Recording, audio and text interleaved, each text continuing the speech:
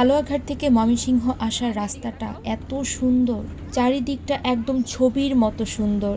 তবে মফস্বল থেকে শহরে যাওয়ার পথটা দেখতে দেখতে চোখের পলকেই কিভাবে যেন বদলে যায়। এই যে আমি এখন এই মুহূর্তে আছি হালুয়াঘাটেরই মধ্যে, প্রায় ধারা বাজারের কাছাকাছি। আর আমরা বিকাল 3:30 থেকে 4টার মধ্যে রওনা দিয়ে দিয়েছিলাম। আর সেদিন ছিল জানুয়ারির 11 তারিখ, যে কথাটা বলছিলাম। এই যে হালুয়াঘাটের রাস্তাটা দিয়ে যখন আমরা যাচ্ছি, চারিপাশে কিন্তু প্রচুর পরিমাণে অনেক বড় বড় গাছ, আর সেই সাথে চারিপাশটা দেখতে এত সুন্দর। রাস্তার উপর দিয়ে যখন যাওয়া হয়, গাছগুলো রাস্তাটাকে এমন ভাবে ঢেকে রাখে যেন ছবির মতো সুন্দর। চারিপাশে খোলা মাঠ, ধান ক্ষেত, সরিষা ক্ষেত, দূরে ছোট ছোট ঘর, মাঠে গরু ছাগল ঘাস খাচ্ছে, তার সাথে দূরে কুয়াশা দেখা যাচ্ছে। আর সেই গরু ছাগলগুলোকে নেয়ার জন্য তাদের মালিকরা চলে এসেছে। কিছু দূর পরপরই দেখা যাবে ইটের ভাটা। মানে চারিপাশটা অনেক সুন্দর। যেহেতু এই সময়টাতে ধান কেটে ফেলেছে, এখন আর ধান ক্ষেত খুব একটা দেখা যাচ্ছে না, কিন্তু চারিদিকে তাকালে বোঝা যায় যে প্রকৃতি কত সুন্দর। রাস্তা দিয়ে যাওয়ার সময় এই সুন্দর দৃশ্যগুলো দেখতে দেখতে আমি প্রতিবারই হালুয়াঘাট থেকে ময়মনসিংহে যাই। এই যে রাস্তাটা দেখতে পাচ্ছেন, কি পরিমাণে গাছ রাস্তার দুপাশেই। তবে যতই শহরের দিকে যেতে থাকবেন, ততই দেখতে পারবেন সেই গাছগুলো আর নেই, থাকলেও সেটা খুবই কম। তখন রাস্তার দুপারে দেখতে পারবেন ইলেকট্রিক পিলার।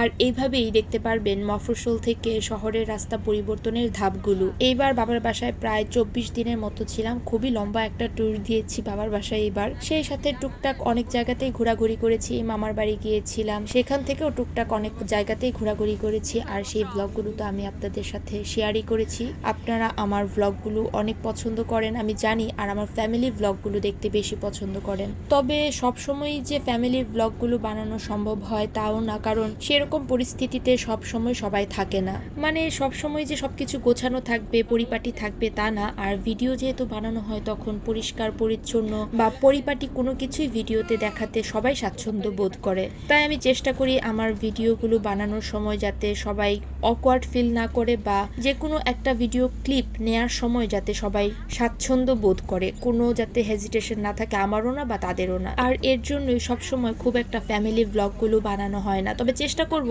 টুকটাক করে ফ্যামিলি ব্লগগুলো বানানোর। আর এই যে কথা বলতে বলতে আমরা ময়মনসিংহের ব্রিজের কাছাকাছি প্রায় চলেই এসেছি। আর এখন প্রায় একদম সন্ধ্যা হয়ে গিয়েছে, সূর্য অস্ত যাচ্ছে। আর এই সুন্দর মুহূর্তটা আমি ভিডিওতে ক্যাপচার করে নিলাম। আসলে বাচ্চারা বড় হচ্ছে তো, তাই চেষ্টা করব একটু তাদেরকে এই ক্যামেরার সামনে থেকে দূরে রাখার।